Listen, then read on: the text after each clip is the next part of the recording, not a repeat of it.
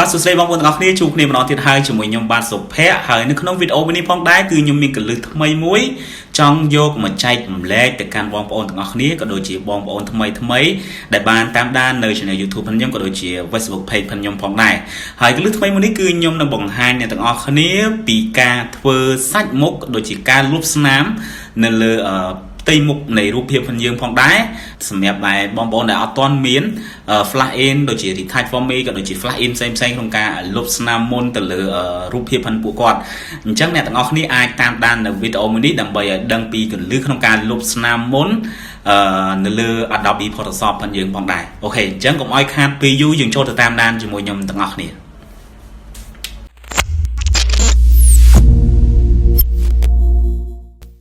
អូខេឥឡូវយើងបានចូលមកកាន់ Adobe Photoshop របស់ខ្ញុំហើយអញ្ចឹងនៅក្នុង Adobe Photoshop របស់ខ្ញុំគឺខ្ញុំមានពីររូបនេះគឺរូបទី1ហើយនេះគឺជារូបទី2របស់ខ្ញុំសិតតែរួមមានទៅដោយស្នាមមុនបែបហ្នឹងអូខេអញ្ចឹងយើងចាប់ផ្ដើមចូលទៅប្រើប្រាស់ជាមួយនឹង option មួយចំនួនដើម្បី clear នៅស្នាមមុនទាំងអស់នេះចេញពីរូបភាពរបស់យើងមុនដំបូងអ្នកទាំងអស់គ្នាត្រូវ copy layer សិនយើង copy ឲ្យបាន2មកចុច Ctrl Alt J 1 2ហើយយើង rename ឲ្យវាចំណាំទៅសម្រាប់ខ្ញុំដាក់លេខ1ខ្ញុំដាក់លេខ2អូខេអញ្ចឹងខ្ញុំដាក់2ហ្នឹងដើម្បីខ្ញុំចំណាំហើយបើអ្នកទាំងអស់គ្នាចង់ចំណាំអីផ្សេងអ្នកទាំងអស់គ្នាអាច rename ខុសពីខ្ញុំអញ្ចឹងទៅបន្ទាប់មកខ្ញុំ convert ពីហ្នឹងឲ្យទៅជា smart object ដើម្បីយើងរក្សាទុករូបភាពដើមរបស់យើងនៅដដែលពេលយើងប្រើ option មកយើងអត់ចង់ឲ្យ option ទាំងអស់នោះរត់ចូលទៅកាន់ layer របស់យើងទេអូខេអញ្ចឹងយើងដាក់វាជា smart object យើង click មកស្ដាមយើងយកពាក្យថា convert to smart object ហើយក្រោមនេះយើងយក convert to smart object ដូចគ្នាមកខ្ញុំសុំទោសខ្ញុំនិយាយខុសខ្ញុំចុចទៅលើខ្ញុំនិយាយក្រោមអូខេអញ្ចឹងពេលខ្ញុំចុចទាំង smart object ទាំងពីរហើយអ្វីដែលខ្ញុំត្រូវធ្វើដំបូងគេគឺខ្ញុំធ្វើនៅលើ layer ទី1មុនអញ្ចឹងខ្ញុំបិទភ្នែក layer ទី2ដើម្បី layer ទី2យើងធ្វើពេលក្រោយអូខេអញ្ចឹងយើង convert to smart object ហើយដំបូងគឺយើងចូលមកកាន់ filter មកហើយយើងយកពាក្យថា noise បន្ទាប់មកយើងយកពាក្យថា medium មានន័យថាពេលយើងចូលមកកាន់កន្លែង medium នេះក៏ដូចជា noise ហ្នឹងអ្នកទាំងអស់គ្នានឹងឃើញរូបអ្នកទាំងអស់គ្នាបែបនេះបើសិនអ្នកទាំងអស់គ្នាអត់ធ្លាប់ប្រើប្រាស់វានៅចំណុចទី1លេខ1បែបហ្នឹង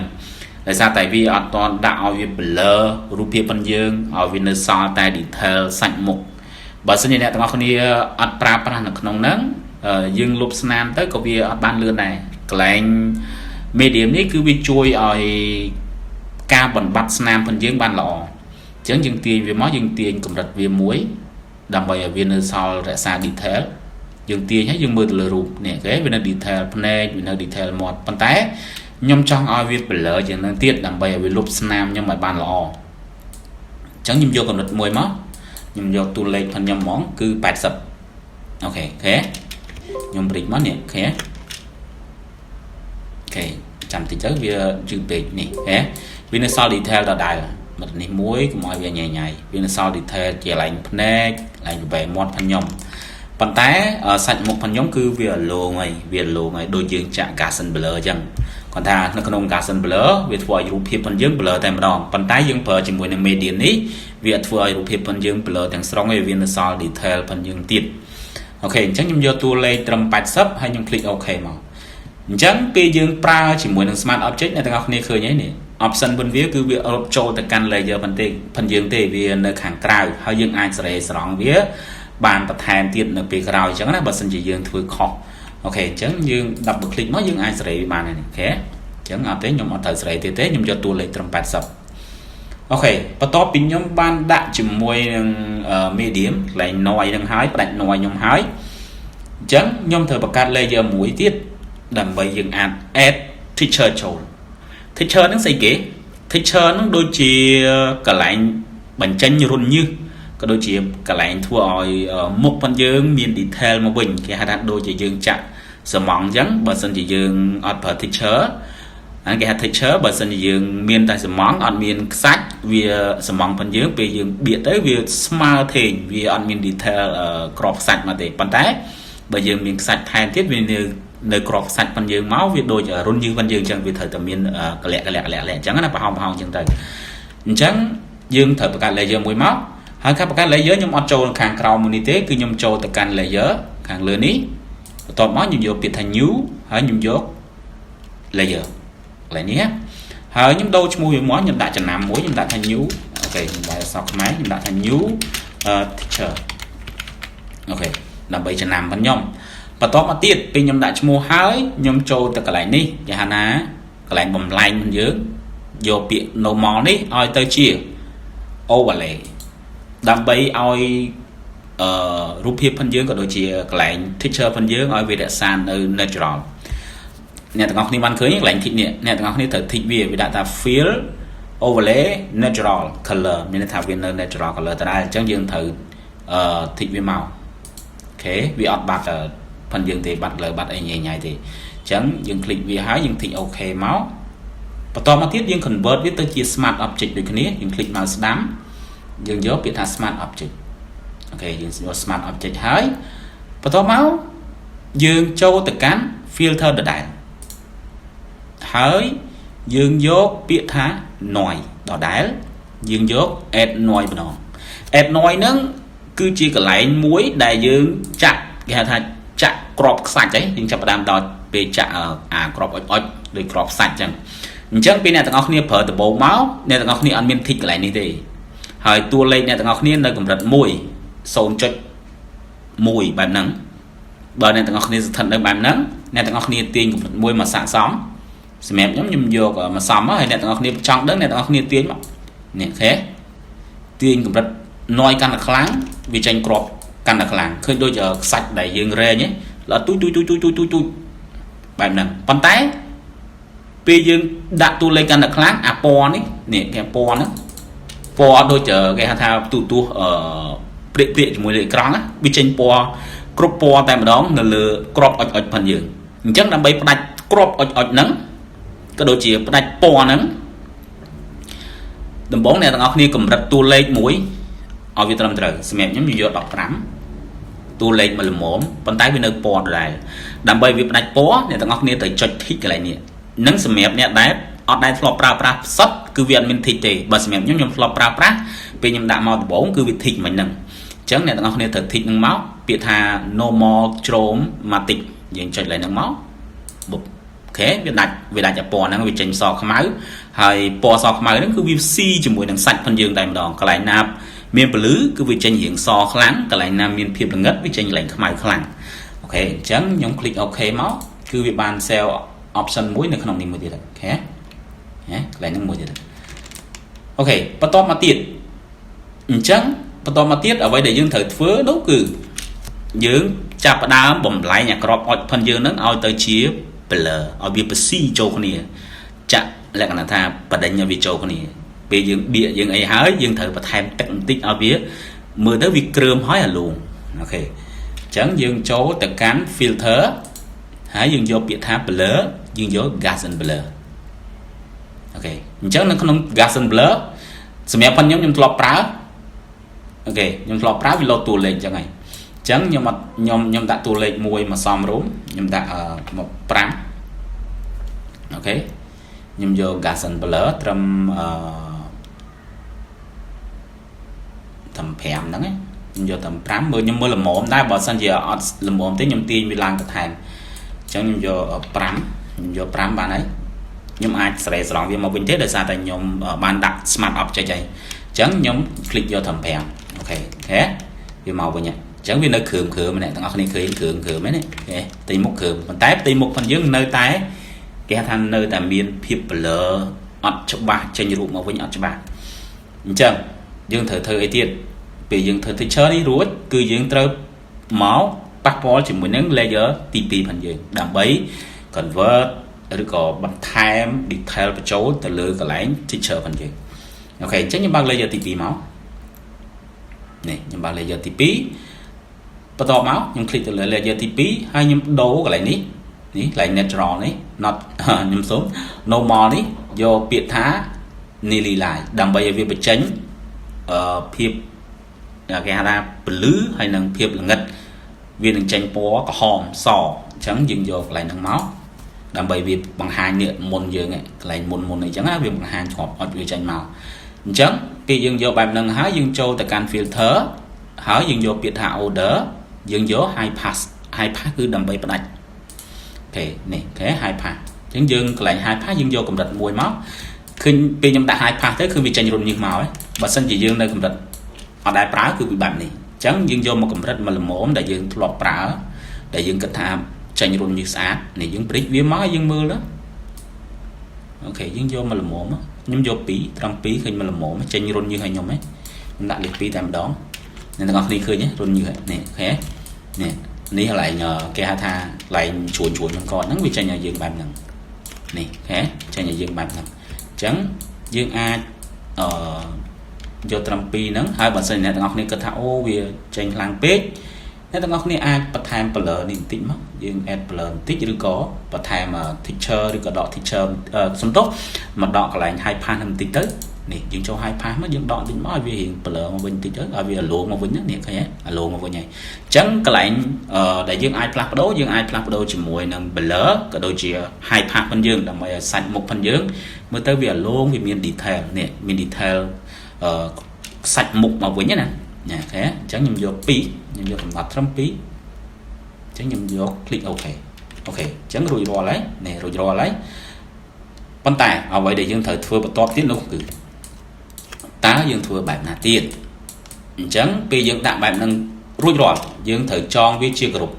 យើងចងអាម្ដុំដែលយើងបានធ្វើនេះទាំងអស់នេះយើងចងវាជាក្រុមមក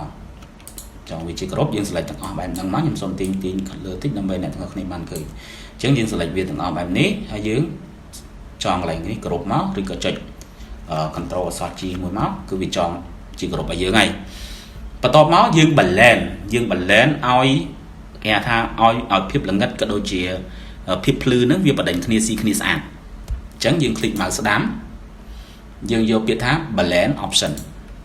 អូខេអញ្ចឹងវានឹងចេញផ្ទាំងមួយឲ្យយើងបែបនេះអញ្ចឹងនៅក្នុងផ្ទាំងមួយហ្នឹងអ្នកទាំងអស់គ្នាមិន thích អីទេអ្នកទាំងអស់គ្នាមកមើលកន្លែងនេះគេហៅថា under link leading layer កន្លែងហ្នឹង balance ណាកន្លែង balance ពលឺក៏ដូចជា balance ភាពខ្មៅអញ្ចឹងក្នុងការ balance អ្នកទាំងអស់គ្នាពេលអ្នកទាំងអស់គ្នាទាញកន្លែងនេះចំណុចមួយនេះមកអូខេភាពខ្មៅប៉ុនយើងគឺវារត់ចេញមកវិញឲ្យយើងណារត់ចេញឲ្យយើងប៉ុន្តែពេលវារត់ចេញអ្នកទាំងអស់គ្នាបានឃើញអត់កន្លែងខ្មៅនេះគឺវាកាត់បែបហ្នឹងហ្មងគឺវាអត់បដិញគ្នាស្អាតទេវាអត់ព្រិលបដិញគ្នាមកទេអញ្ចឹងដើម្បីវាបដិញគ្នាបានអ្នកទាំងអស់គ្នាត្រូវបំបែកកន្លែងនេះបំបែកចំណុចមួយនេះឲ្យទៅជា2អញ្ចឹងដើម្បីបំបែកវាអ្នកទាំងអស់គ្នាចុច Alt ឲ្យជាប់ហើយចុច mouse លើចំណុចមួយហ្នឹងមកវានឹងបែកហើយនេះឃើញវាបែកជា2នេះហើយបលែង mouse មកយើងចាប់ទាញតែមួយមកបានហើយវាបលែងគ្នាមកនេះឃើញវាអត់បដិញគ្នាដាច់ដូចមុនទេគឺវាបដិញគ្នាស៊ីស្អាតអូខេឲ្យវានៅ detail ស្អាតកន្លែងណាខ្មៅអញ្ចឹងណាអញ្ចឹងយកមកល្មមមកប៉ុណ្ណឹងនេះខ្ញុំស៊ូមយកមកវិញបន្តមកទៀតខ្ញុំ balance highlight បន្តិចទៅយើងទាញកន្លែង Y នេះម្ដងអញ្ចឹងដើម្បីបំបែកវាយើងចុច Alt ឲ្យជាប់ឲ្យវាចេញជា2មកយើងទាញវាតម្លាក់មកនេះអូខេអញ្ចឹង balance បន្តិចមកអូខេប៉ុណ្ណឹងមើល3មាត់ទៅចេញមកល្មមថ្ងៃអី highlight អត់ខ្ពស់ទេអញ្ចឹងយើងយកប៉ុណ្ណឹងហើយយើង click អូខេនេះបន្តមកពេលអ្នកទាំងអស់គ្នាធ្វើបែបនឹងរួចរាល់អ្នកទាំងអស់គ្នាចុចគេហៅថា marking មួយមកចុច marking វាចេញផ្ទាំងបែបនេះយើងចុច control អក្សរ I អញ្ចឹងយើងអាចម៉ាស់បានហើយយើងយក brush មកយើងម៉ាស់មកនេះអូខេអត់ដោយរំភ្នែកទេហើយក៏អត់ដោយកន្លែងសក់យើងដែរអញ្ចឹងយើងម៉ាស់មកគាត់ថាពេលខ្លះវាលុបអត់សូវស្អាតដូចយើងប្រើ flash in ទេប៉ុន្តែវាជាចំណុចល្អមួយសម្រាប់បងប្អូនដែលអត់មាន flash in ប្រើគឺយើងអាចប្រើតាមវិធីសាស្ត្រមួយនឹងបានងាយបំផុតហើយកន្លែងណានៅស្នាមយើងប្រើតែគេហៅថាប្រើតែ tool មួយទៅលុបស្នាមទៅរួចរាល់តែម្ដងនេះណាមិនលុបបានតែមុខទេលុបបានទាំងអស់លុបបានទាំងដៃលុបបានទាំងខ្លួនឯងទាំងអស់ណាហើយកុំលុបដោយកន្លែងណាដែលសល់ detail ខ្លាំងណាលុបមកវាចេញមកអញ្ចឹងបន្ថយវាតិចមកប៉ុណ្ណឹងមកឃើញប្លែកបាត់ហើយណាអូខេនេះអានេះខ្លាំងពេកអញ្ចឹងយើងលុបវាមកវិញទុក detail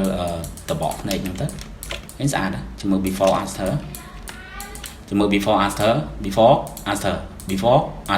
អូខេឃើញរួចរាល់ប៉ុណ្្នឹងរួចរាល់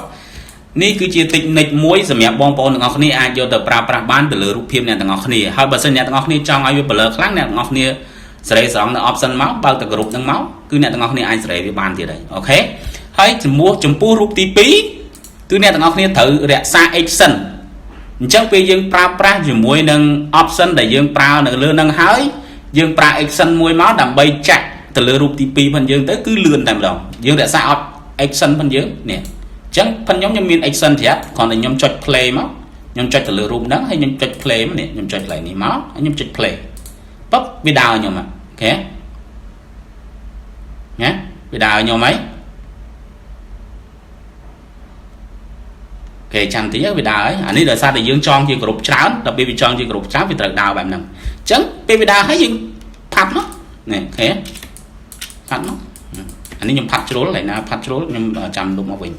យើងផាត់មកនេះអូខេមកវិញណាអញ្ចឹងពេលយើងផាត់ហើយអ្នកទាំងអស់គ្នាឃើញអូអានេះ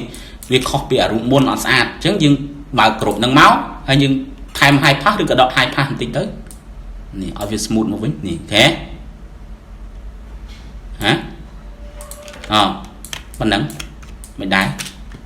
អូខេអានេះខ្ញុំលុបជ្រុលយើងដាក់បន្ថែមមកហើយយើងឬក៏យើងដកកន្លែងនេះ flow បន្តិចមកឲ្យវាប្រាស់របស់យើងមកល្មមស្អាតនេះអូខេអញ្ចឹងបើយើងចង់ឲ្យវាម៉ត់យើងតម្លាក់ឲ្យផាសតិចទៀតមកអូខេម៉ត់ស្អាតហ៎ហើយកន្លែងណាមុនសេះសល់យើងគ្រាន់តែគ្រប់ហ្នឹងនេះយើងបិទគ្រប់យើងសិនមកហើយយើងបង្កើត layer មួយអូខេបន្ទាប់មកយើងមើលវាចូលគ្នាមកស្ដាំមើលចែកចូលគ្នាបុច